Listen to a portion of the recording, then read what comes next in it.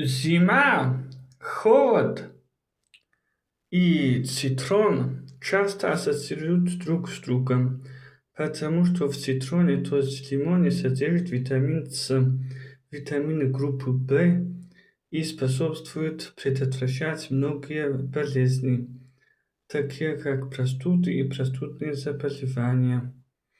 Ешьте цитрон, и вы не будете заболеть.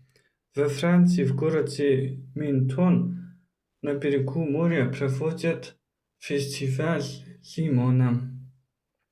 Каждый год украшают лимона в различные скульптуры и делают фестиваль лимона.